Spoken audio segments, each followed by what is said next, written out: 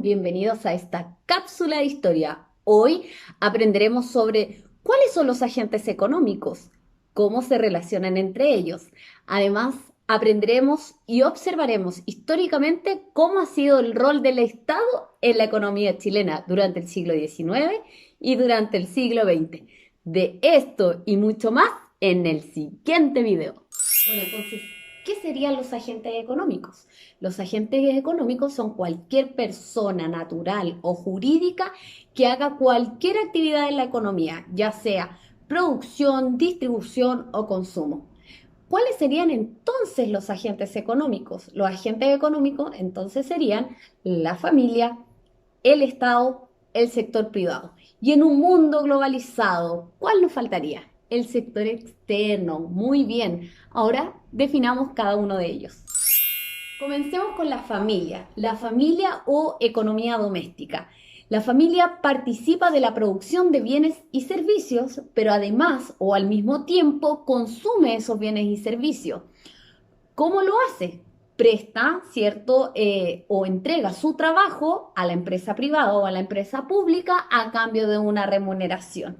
Asimismo, también las familias son aquellas las que pagan impuestos. Por ejemplo, un profesor, ¿cierto? Un profesor realiza una jornada de trabajo de 44 horas semanales enseñando en una escuela, pero al mismo tiempo, ya, entonces presta un servicio, pero al mismo tiempo consume, no sé, por ejemplo, comida, ¿cierto? Va al banco, consume tecnología, el teléfono, el internet, eh, y un sinfín de cosas. Y además, al mismo tiempo, este agente económico, como dimos el ejemplo, ¿cierto? Este profesor paga impuestos a través del IVA, ¿cierto? O a lo mejor a través de algún impuesto específico.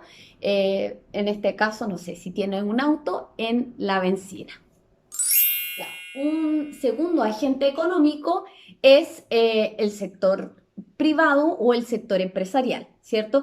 Ellos están encargados de la producción de bienes y servicios. Y para la producción de bienes y servicios necesitan de los factores productivos. En este caso, ¿cierto? El trabajo de las familias, además necesitan de factores productivos como la tierra y todos los insumos necesarios para la producción. Asimismo, también esta empresa privada termina o paga impuestos al Estado. Veamos nuestro tercer agente productivo, que es el Estado, ¿cierto? El Estado es encargado de invertir en sectores estratégicos, fomentar la producción, generar en algunas ocasiones algunos empleos, ¿cierto? Y también presta servicios estratégicos para la sociedad, como por ejemplo los servicios de salud, financia las Fuerzas Armadas, financia la policía, ¿cierto? Financia también la salud. ¿Cómo lo hace el Estado? A través de la recaudación de impuestos, ¿cierto? Impuestos que se le cobran a todas las familias y también impuestos que se le cobran a las empresas privadas. Algunos economistas hablan que hay un cuarto agente económico que se llama o que se conoce y se considera como el sector externo. Es decir, es un agente que opera desde el ámbito internacional. Ahora, ¿cómo funcionan estos agentes económicos? Funcionan recíprocamente, ¿cierto? Ambos tienen relaciones bidireccionales, ya sea el Estado, ya sea la familia o ya sea el agente privado. ¿Por qué? Porque la familia, ¿cierto? Trabaja para este ente privado, pero al mismo tiempo está entregándole, pagando impuestos al sector público, al Estado, pero además también está consumiendo bienes y servicios de la empresa privada. Entonces, constantemente están en una relación bidireccional.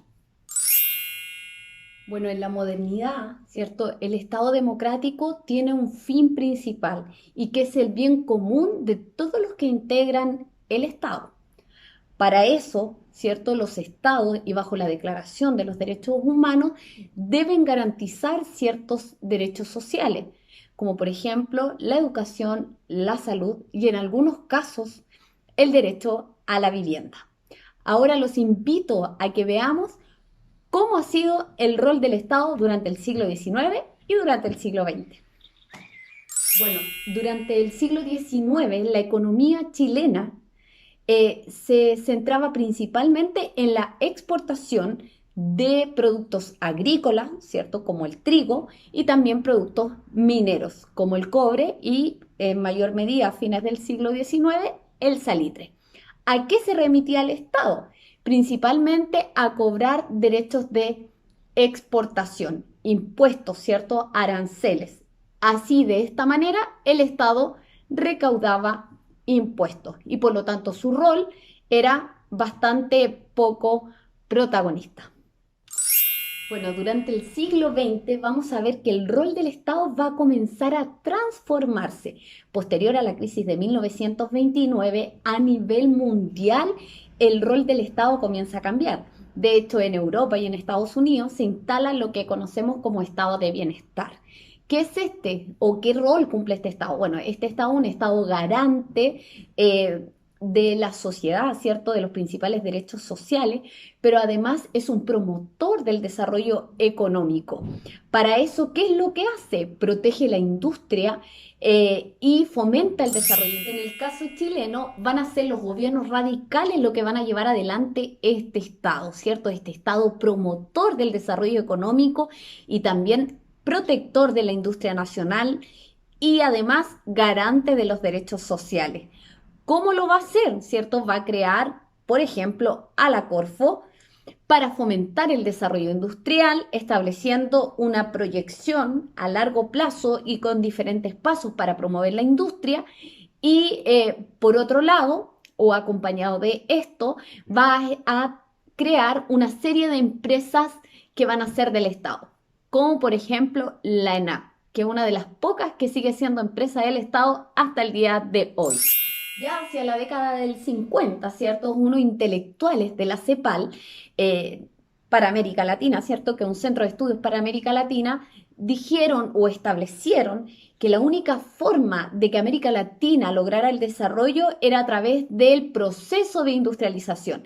Y para eso había que implementar un Estado nacional desarrollista.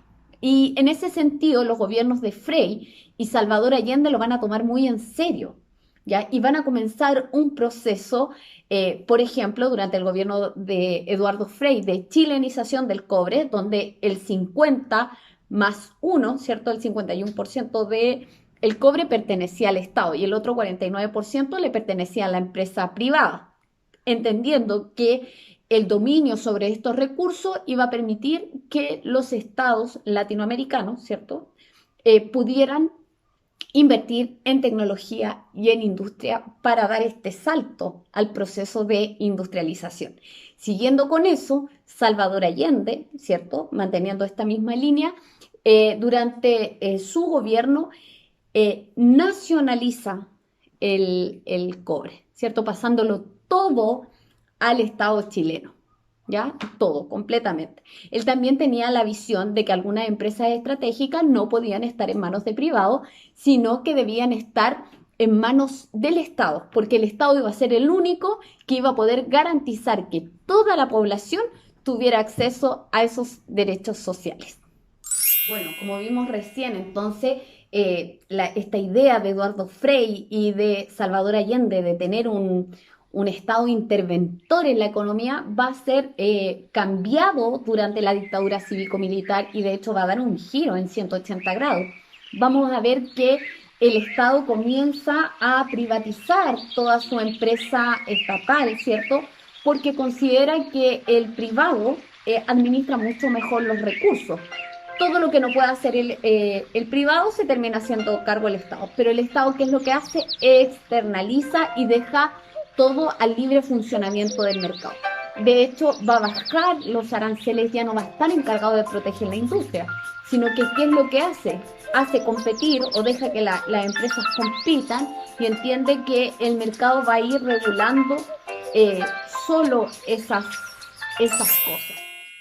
Para cerrar entonces este proceso de aprendizaje, ¿cierto? Aprendimos sobre los agentes económicos, que eran la familia, el Estado, las empresas y el sector externo. Además vimos cuál había sido el rol del Estado en la economía durante el siglo XIX, ¿cierto? Que era más bien un Estado recatado que no intervenía mucho, a diferencia de este Estado más bien interventor que se desarrolla después de los gobiernos o durante los gobiernos radicales y que se profundiza durante los gobiernos de Eduardo Frei y Salvador Allende. Finalmente este Estado cambia, ¿cierto? Y se transforma durante la dictadura cívico-militar a un Estado subsidiario que interviene muy poco en la economía, ¿cierto? Y le entrega todo al mercado. Ahora que estamos viviendo un proceso constituyente donde la población ha dicho que quiere redactar una nueva constitución, quiero invitarlo a pensar cuál debería ser el Estado que queremos en nuestro país y cuál debería ser el rol del Estado en la economía. Bueno, los dejo, espero que hayan disfrutado de esta cápsula y que les sirva. No se olviden, síguenos en el canal de UTP.